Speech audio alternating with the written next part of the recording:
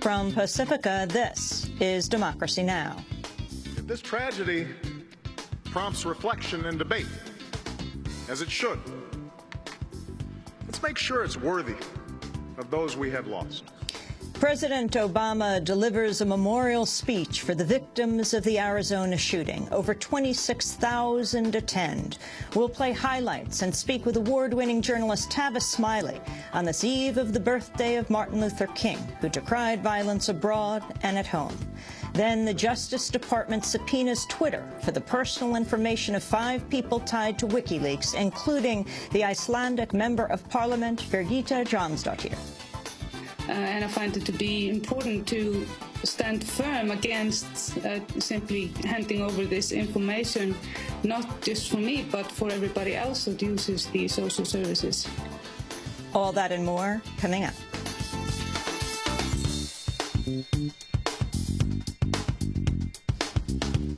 Welcome to Democracy Now!, democracynow.org, The War and Peace Report. I'm Amy Goodman. Over 26,000 people gathered at the University of Arizona last night to mourn the victims of Saturday's shooting in Tucson that left 6 people dead and 20 wounded, including Congressmember Gabrielle Giffords, who remains in critical condition. Hours after visiting Giffords in the hospital, President Obama told the crowd she had opened her eyes for the first time.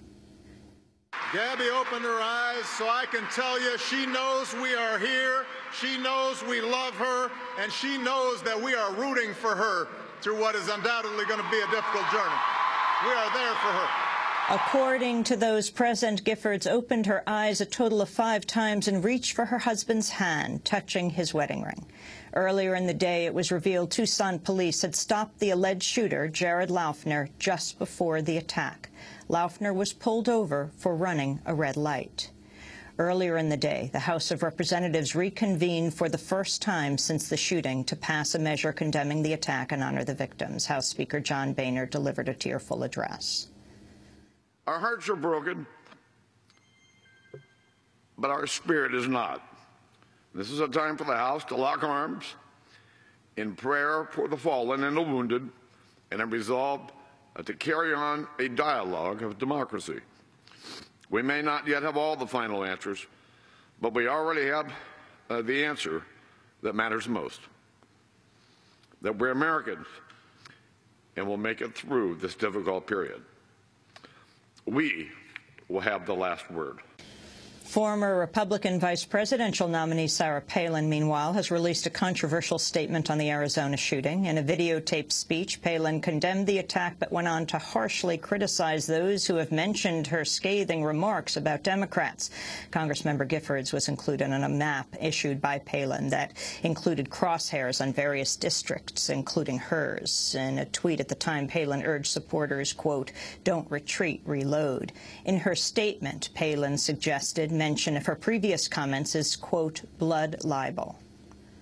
Journalists and pundits should not manufacture a blood libel that serves only to incite the very hatred and violence that they purport to condemn. That is reprehensible. There are those who claim political rhetoric is to blame for the despicable act of this deranged, apparently apolitical criminal. And they claim political debate has somehow gotten more heated just recently. But when was it less heated? Back in those calm days when political figures literally settled their differences with dueling pistols? Victims' families, meanwhile, continue to speak out about their loved ones. The stepdaughters of 76-year-old Dorwin Stoddard, who died trying to shield his wife from the bullets, said their mother believes Stoddard saved her life. Absolutely, she did feel that way. He heard the shots and covered my mom with his own body and protected her and saved her, yes. Mom definitely felt that way. I think further of that is because as Dad lay dying, Mom didn't know she'd been hurt. She thought that she was holding him and her legs started hurting, and it wasn't until they got to the hospital that she even realized she had been shot. Sounds like a couple that really came together in a very, It was a beautiful way to say goodbye and go home. Arizona lawmakers, meanwhile, have approved a measure to bar a controversial church from picketing the funerals of the attack victims. The Topeka, Kansas-based Westboro Baptist Church said it would protest outside Christina Taylor Greene's funeral because it believes the attack was God's punishment for, quote, idolatrous America.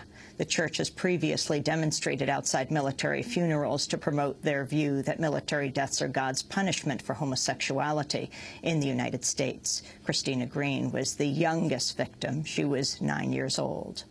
A California man has been arrested for threatening to kill Democratic Congressmember Jim McDermott of Washington state.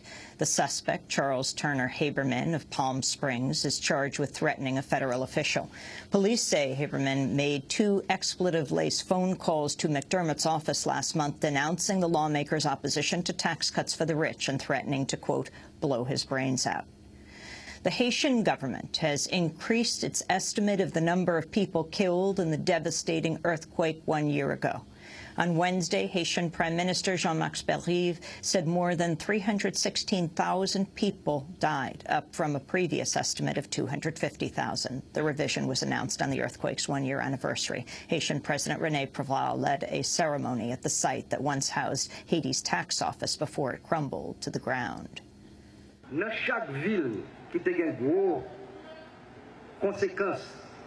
In each of these cities, where there were grave consequences, we will build a place to remember this major historic event that concerns everyone collectively who suffered a loss in their families.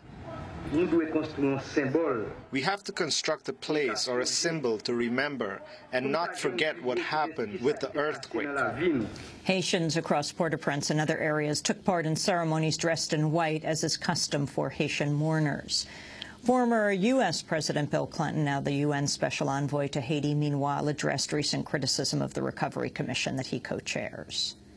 I don't blame people for being mad and frustrated. If I were still living in a camp like that after a year, I would go crazy, I think. And our objective is not to have any particular person in office, but to see the people of Haiti believe in their constitution, believe in their democracy, and accept the results, whatever they are, of this process in a way that is peaceful and positive so we can continue to do our work.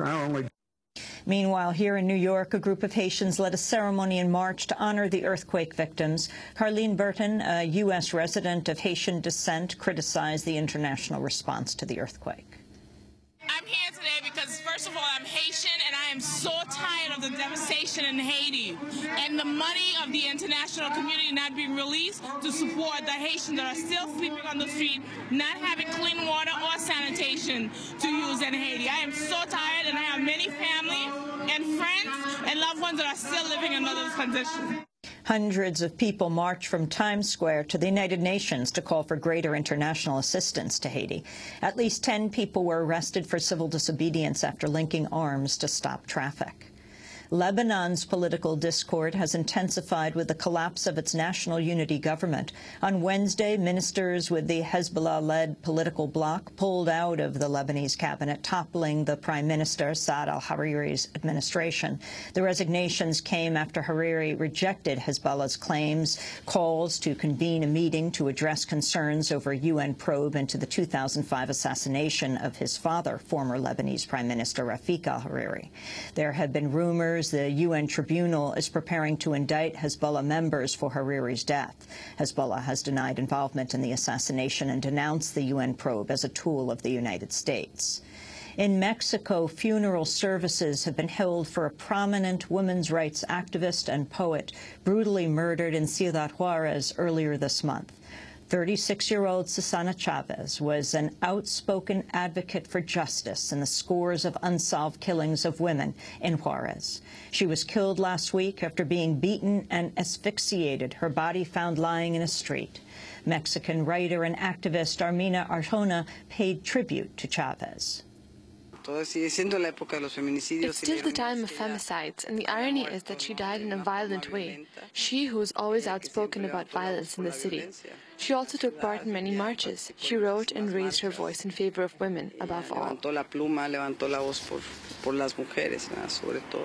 Susana Chavez helped popularize the slogan, "Not one more death," in leading protests against hundreds of unsolved killings and rapes of Mexican women. She belonged to a group founded by relatives and friends of the dead. In environmental news, new figures show last year tied 2005 as the warmest on record. The National Oceanic and Atmospheric Administration says that figure means the previous decade included 9 of the 10 hottest years ever recorded. A new study shows the number of homeless people and homeless families has increased since the start of the economic recession. According to the National Alliance to End Homelessness, the homeless rate for families increased at a rate of 4% compared to 3% for homeless individuals. Overall, 31 states in the District of Columbia saw their homeless rate increase.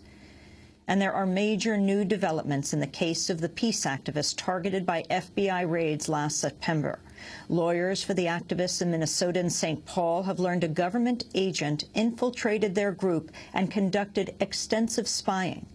Going by the name Karen Sullivan, the agent began attending organizing meetings of the Twin Cities Anti-War Committee in the lead-up to the Republican National Convention.